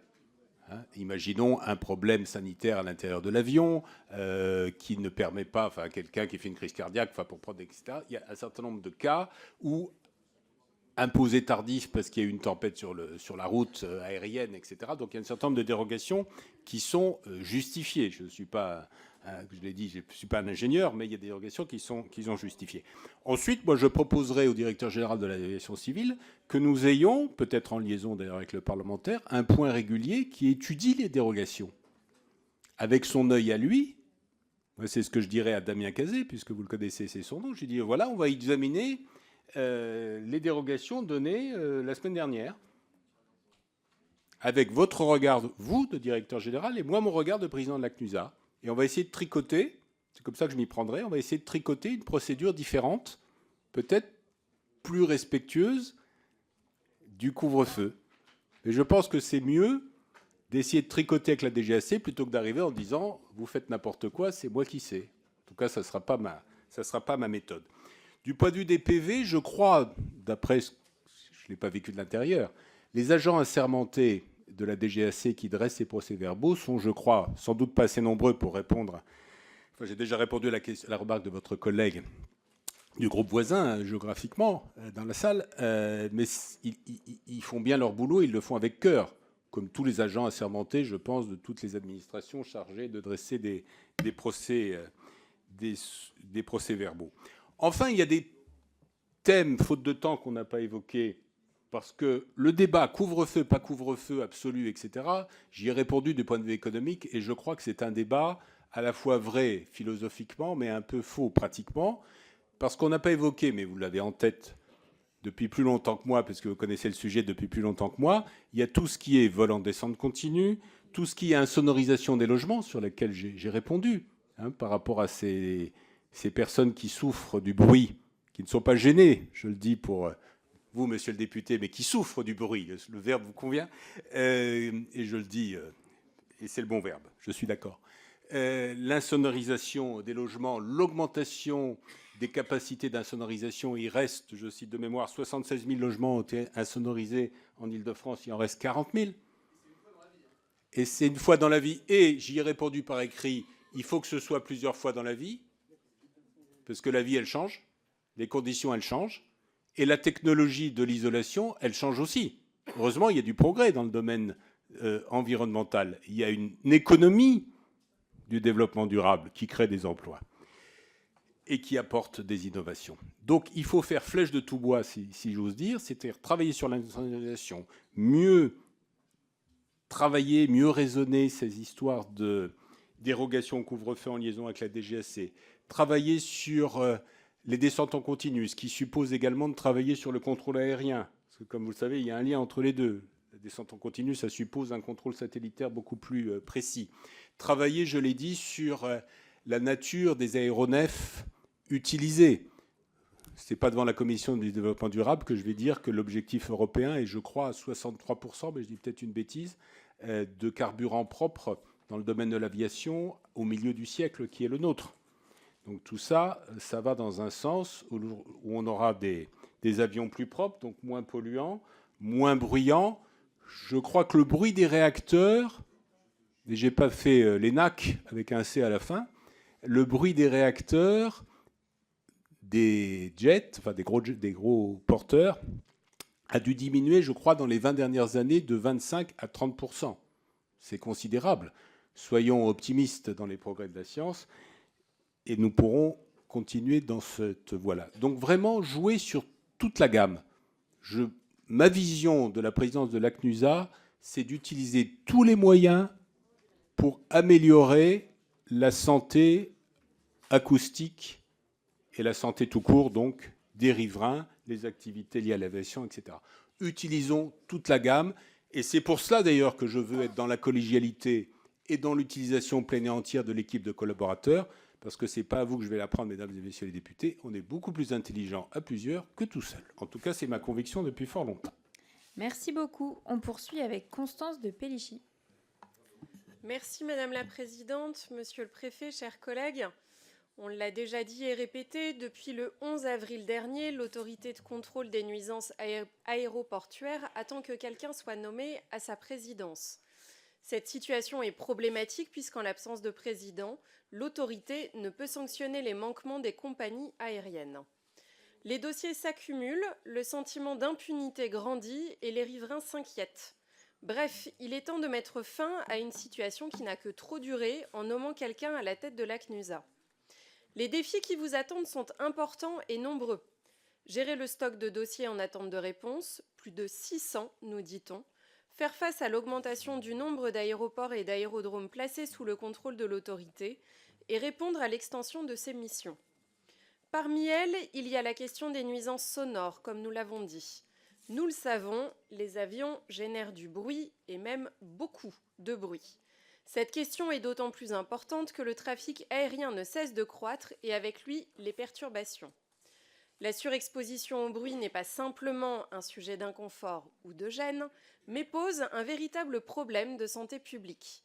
Elle augmente notamment le risque des maladies cardiovasculaires et réduit de 3 ans l'espérance de vie. Le cadre juridique actuel vise à réduire le bruit des avions à la source en soumettant leur conception à une certification spécifique. Il existe en outre des restrictions d'exploitation prévues sur le plan européen et imposées sur les 11 principaux aéroports français. La CNUSA, pour sa part, est en charge de sanctionner la violation des mesures de limitation du bruit générées par les aéroports. Pensez-vous que les obligations actuelles qui incombent aux constructeurs et aux zones aéroportuaires sont suffisantes pour lutter contre la surexposition au bruit des riverains, ou faut-il renforcer, selon vous, le cadre juridique ? Faut-il avancer le couvre-feu, comme le demandent par exemple les collectifs de riverains de l'aéroport d'Orly ? Et plus globalement, pensez-vous que la situation actuelle est suffisamment protectrice pour les riverains des aéroports et toutes les personnes concernées par les survols? Je vous remercie. Merci, Monsieur le Préfet. Vous avez la parole pour répondre. Merci Madame la Présidente. Merci Madame la députée. S'agissant du bruit des avions, donc, j'ai fait la transition avec votre propos sans le savoir et même sans le vouloir, effectivement, en citant de mémoire cette diminution du bruit des réacteurs. Donc nous sommes sur la bonne pente, si j'ose dire, de bon mouvement, avec parfois néanmoins, je crois le savoir, des éléments contre-intuitifs, c'est-à-dire que certains avions à pales, je pense aux avions sanitaires et à la question du Bourget, avec une évolution technologique de moins d'aisance du point de vue de la consommation, sont en fait, à cause de la taille des pales, plus bruyants.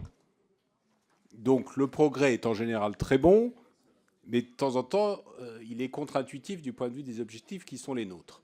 Donc je pense qu'il faut, sans encore une fois être un spécialiste, s'agissant du bruit des avions, effectivement, et il appartient aussi aux législateurs, et surtout aux législateurs de le faire, parce que ce n'est pas la CNUSA qui va édicter des normes de ce point de vue, du point de vue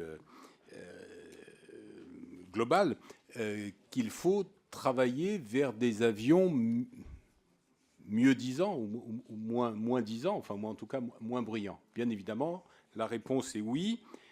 Et là aussi, nous sommes, vous le savez, je ne vous apprends rien, le seul pays au monde, enfin, à part les superpuissances, à avoir une industrie aéronautique, là je parle de la production d'avions complète, tant dans le domaine militaire, qui n'est pas de compétence de la CNUSA, que dans le domaine civil.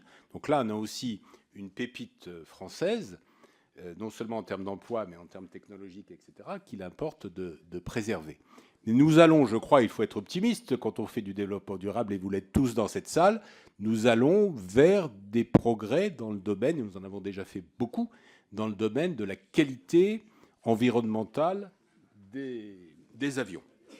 Et il faut que la France, de ce point de vue, garde ce qu'elle a été longtemps, ce qu'elle continue à être, ce pays créateur, pays d'invention en matière aéronautique, garde une longueur d'avance dans la compétitivité internationale, parce que ce sera un élément de compétitivité.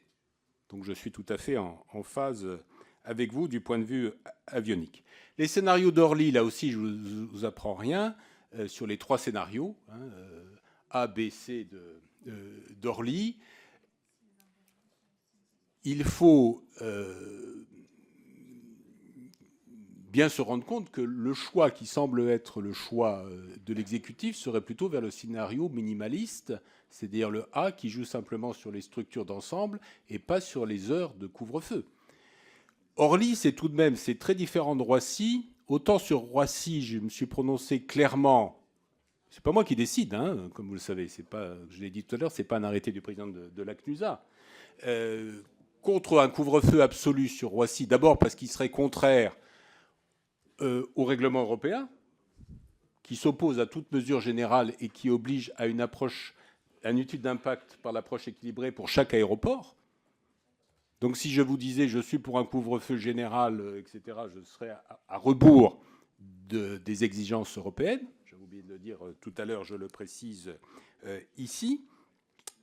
Et autant donc pour Roissy par rapport aux fret, etc., j'ai été, je pense, tout à fait clair sur ma position. Autant pour Orly, aéroport séculaire au sens propre du mot, hein, le plus vieux c'est le Bourget, je crois, 1919. Orly, ça doit être 1932. Et Roissy, 1974. Au départ, on l'avait fait au milieu des champs. Je ne vous apprends rien là non plus. Autant pour Orly, à cause de son environnement extrêmement urbanisé, anciennement urbanisé, je crois que la question mérite, je n'ai pas la réponse, hein, très franchement, je serais prétentieux de vous dire il faut augmenter le couvre-feu d'un quart d'heure ou pas, ou le maintenir tel qu'il est. En tout cas, ça, il faut l'examiner sans tabou, Contrairement à Roissy, où je crois les enjeux sont très différents, et il y a beaucoup moins de fret à Orly. Oui, c'est ça. Hein. Roissy, j'avais pris quelques chiffres, je ne vous apprends rien, c'est presque 2 millions de tonnes de fret, vous voyez ce que ça représente. Ça nous met au niveau de Francfort, hein, au-dessus de Francfort, et sinon, ça pourrait partir à Francfort. Orly, c'est 80 000 tonnes, et donc il y a des enjeux très différents. Donc pour Orly, dans mon esprit, le débat est ouvert. Merci beaucoup. Nous en venons maintenant aux questions de 1 minute et nous démarrons avec Ercilia Soudet. Merci Madame la Présidente.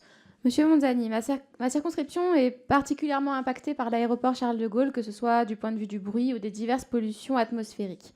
Cela ne devrait d'ailleurs pas s'arranger avec l'augmentation prévue du trafic aérien, notamment la nuit, depuis cet aéroport qui est tout de même le 2e plus fréquenté d'Europe. Je tiens à attirer votre attention sur les risques concernant la gestion des eaux pluviales en lien avec l'aéroport, que ce soit en termes d'inondation ou en termes de pollution des eaux. Pour exemple, le dégivrage hivernal des avions à l'aide de solvants n'est pas sans risque pour l'environnement.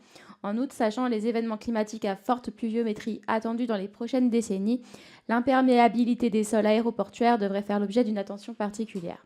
Les habitants de ma circonscription perdent déjà 3 ans d'espérance de vie en raison du bruit généré par l'activité de l'aéroport Charles de Gaulle.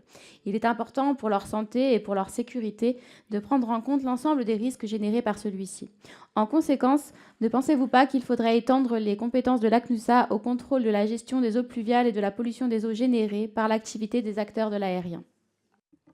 Merci. Je donne la parole à Béranger Cernon. Merci Madame la Présidente, chers collègues, Monsieur le Préfet Monzani. Les administrés de ma circonscription subissent de plus en plus régulièrement des nuisances sonores aéroportuaires liées au non-respect du couvre-feu mis en place sur l'aéroport d'Orly. Ce couvre-feu est un vrai bol d'air pour les personnes subissant quotidiennement le passage d'avion au-dessus de leurs habitations. Dans le même temps, Air France va progressivement ne plus utiliser cet aéroport, laissant la place à des compagnies low cost qui ont d'ores et déjà montré leur intérêt à venir exploiter les pistes de cet aéroport. L'inquiétude est vive auprès de mes administrés de voir ce couvre-feu de moins en moins respecté, puisque ce sont bien souvent ces compagnies qui ne respectent pas ces règles. Allez-vous anticiper et aborder le sujet avec les compagnies arrivantes ? Dans vos réponses au questionnaire, vous semblez ne pas trancher clairement la question des conséquences du non-respect du couvre-feu vis-à-vis de ces compagnies, bien qu'à l'oral, vous semblez bien plus clair. Vous mentionnez que vous hésitiez à sanctionner plus durement et à faire connaître au grand public le nom des mauvais joueurs.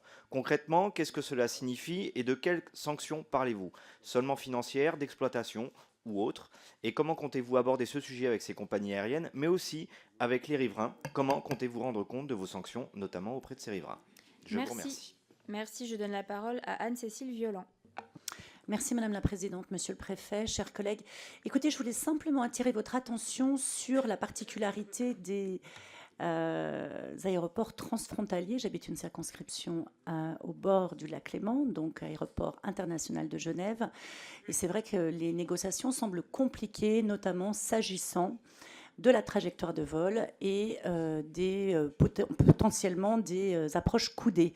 Nous avons des vrais problèmes sur les riverains directs du bord du lac, les petites communes qui sont survolées régulièrement avec des nuisances sonores, on en a beaucoup parlé, mais toutes les nuisances de questions de santé-environnement et notamment des dépôts de particules sur leur mobilier et sur tout l'environnement de ces communes. Comment se passent ces négociations et quel espoir on a pour que les choses puissent avancer ? Je vous remercie. Merci. Et enfin, je donne la parole à Sylvain Berrios. Merci Madame la Présidente. Monsieur le Préfet, merci d'abord d'avoir rappelé que l'extension de couvre-feu que nous souhaitons à une demi-heure sur Orly doit être envisagée sans tabou. Et c'est une bonne chose que vous le disiez nommément. Merci également d'avoir rappelé que le taux d'indemnisation des habitations peut être relevé et que c'est un travail que la CNUSA pourra conduire avec les parlementaires et les élus concernés. Vous avez bien mesuré que notre souci et votre capacité à faire respecter la règle, et la règle à tous, y compris à la puissante DGAC. J'ai bien noté votre nouvelle approche. Il faudra qu'elle soit rigoureuse. Bien sûr, nous ne contestons pas le fait qu'il doit y avoir parfois des atterrissages en pleine nuit qui ne peuvent pas être autres que pendant le couvre-feu. Il n'en demeure pas moins que le travail avec la DGAC doit être ferme et conduit en collaboration avec les élus locaux. Merci. Merci, Monsieur le Préfet. Vous avez la parole pour répondre à ces questions. Merci Madame la Présidente. Merci Mesdames et Messieurs les députés de ces questions finales. Je les reprends dans l'ordre. Madame la députée, alors j'avoue que je n'avais pas pensé à cette nouvelle compétence de la CNUSA et je vous réponds avec un esprit d'ouverture qui, j'espère, tout le monde l'a compris, est le mien. Pourquoi pas? En tout cas, le problème de l'imperméabilité des sols, c'est pas avec vous, à vous que je vais l'apprendre. Il y a un vrai problème d'imperméabilité des sols dans ce pays. On a bétonné, on a goudronné, et une des conséquences de ce manque de verdure, pour employer des vieilles expressions, c'est ce qu'on voit dans les dégâts lorsqu'il y a des pluies torrentielles et les inondations. Le ruissellement ne se fait plus naturellement. Donc je pense que c'est un débat, alors on ne va pas mettre des pistes en herbe à Roissy, mais c'est un débat du point de vue de la végétalisation, je vais chercher le mot qui était en train de m'échapper, la végétalisation autour des zones d'aéroport, c'est quelque chose qui mérite réflexion et qui mérite une réflexion collective. Votre question me donne envie de vous faire une proposition, mesdames et messieurs les députés, plus large. Est-ce que nous n'aurions pas besoin, je ne suis pas en train de conclure en cette fin de séance sur le fait de vouloir accroître ma taille ou mes pouvoirs, mais est-ce que nous n'aurions pas besoin, mesdames et messieurs les députés de la Commission du développement durable, d'une autorité indépendante de sanction des manquements à l'environnement qui soit regroupée et qui ait ainsi une force de frappe tous azimuts? Ce serait prétentieux de ma part de vous dire que la CNUSA, parce que ce serait vraiment une petite institution ce serait la grenouille et le bœuf, n'est-ce pas, pour reprendre la fable de La Fontaine, mais c'est votre question, et je vous en remercie, m'a fait penser à cela. Est-ce qu'on n'aurait pas besoin, mais ça c'est aux mains du législateur, d'une autorité indépendante dans le domaine de l'environnement, au-delà de l'autorité de l'environnement, mais dont on connaît les liens avec le Conseil général, etc., du développement durable. Et donc, comme l'on dit, je vous remercie d'avoir posé cette question. En tout cas, je suis tout à fait ouvert sur cette thématique. Monsieur le député, vous avez bien voulu évoquer ma clarté à l'oral. Alors, c'est vrai que dans les concours que j'ai passés il y a très longtemps, je n'ai pas l'habitude de me définir parce que j'étais, lorsque j'avais 20 ans, j'étais toujours plutôt meilleur à l'oral qu'à l'écrit. Donc vous voyez que ça, c'est les défauts et les qualités, on les garde toute sa vie. Hein. Donc je suis heureux de ce trait de jeunesse que vous avez bien voulu souligner. Plus sérieusement, c'est aussi, je pense, le fruit de l'échange. Votre remarque me fait très plaisir parce qu'elle va dans le sens de ce que je vous ai dit au début. C'est-à-dire que je compte, dans ma présidence d'ACNUSA, si vous me faites confiance, participer de cet échange comme on a eu ce soir, et je tiens à vous remercier parce que j'ai appris des tas de choses. J'ai appris des tas de choses grâce à vous, et je ne dis pas pour vous faire plaisir, je dis parce que c'est vrai. On va continuer, si vous voulez bien, comme ça, de façon à ce que je sois plus clair, grâce à vous. Et je prends cela comme un compliment, et je vous renvoie ce compliment, et je vous remercie d'y avoir participé. Et je ne veux pas vous faire juste une réponse de flatterie, monsieur le député. J'ai oublié effectivement quelque chose. J'ai évoqué l'augmentation des amendes. J'ai dit à madame la députée du groupe écologique que nous verrions le coefficient multiplicateur en fonction des réalités, mais que je n'avais pas de tabou. J'ai évoqué ma fermeté, j'ai évoqué ma volonté de taper les compagnies voyous, allez, on va employer ce terme par commodité. J'ai évoqué le fait de les désigner, de les montrer du doigt, de façon à faire une campagne de contre-publicité. J'ai oublié un élément, c'est ne faudrait-il pas jouer sur les créneaux attribués? Alors, ce n'est pas la CNUSA qui attribue les créneaux, vous le savez, c'est une organisation interprofessionnelle qui s'appelle COHOR, hein, C-O-H-O-R, je crois. Eh bien, que les compagnies moins disantes du point de vue de l'environnement aient moins de créneaux. Ce serait très efficace, puisque ce sont eux qui polluent plus, c'est eux qui font le plus de bruit. Eh bien, s'ils ont moins de créneaux, ils en feront moins. Voilà une mesure qui me semble ferme et que nous pourrions mettre en œuvre si je bénéficie de votre soutien, parce que je crois que c'est le problème de la CNUSA, c'est une œuvre collective. Ce n'est pas un collège de 10 personnes avec un président, même très volontaire, et 11 collaborateurs qui vont renverser la montagne. Il faut Manque d'ambition, oui, c'est vrai. J'ai besoin d'un levier, vous savez, c'est aussi vieux que le monde.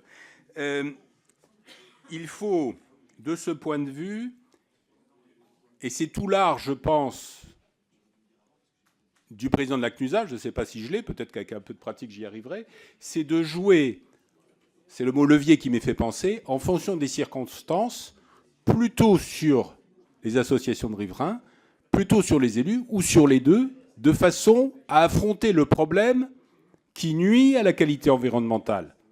Mais les alliés ne sont pas les mêmes au moment T prime, au moment T seconde.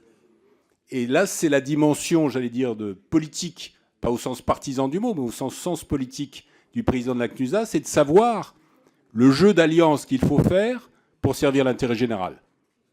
C'est ce qu'on fait aussi quand on essaye d'être un préfet de terrain un tout petit peu efficace. Je ne sais pas si je l'étais, mais en tout cas, dans l'esprit, c'est ce que je souhaitais faire.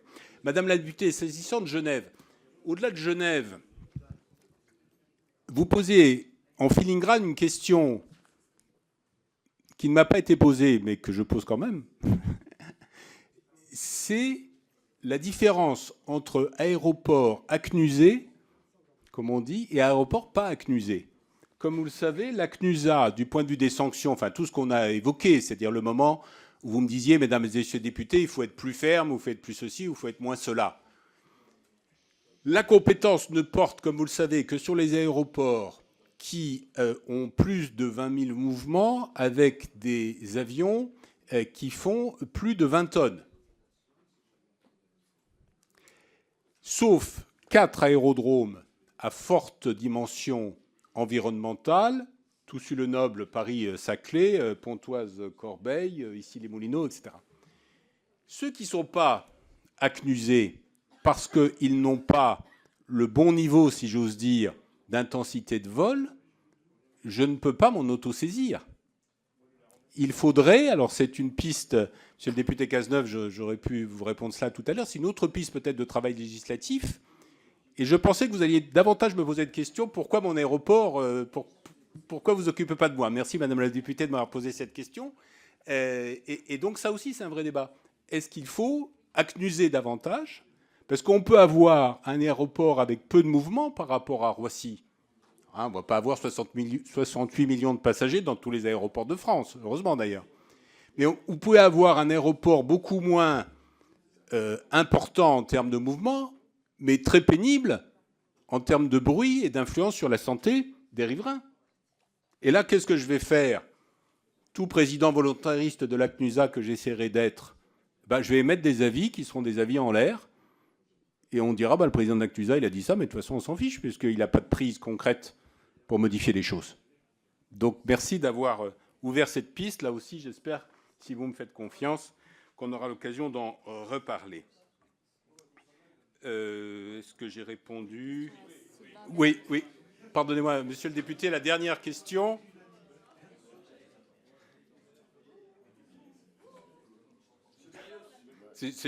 Non, c'est pas... Non, c'est pas un reproche, mais il faut que j'essaie de montrer que j'ai un peu d'autorité aussi, vous comprenez, parce que sinon je ne serais pas crédible. Merci, monsieur le député.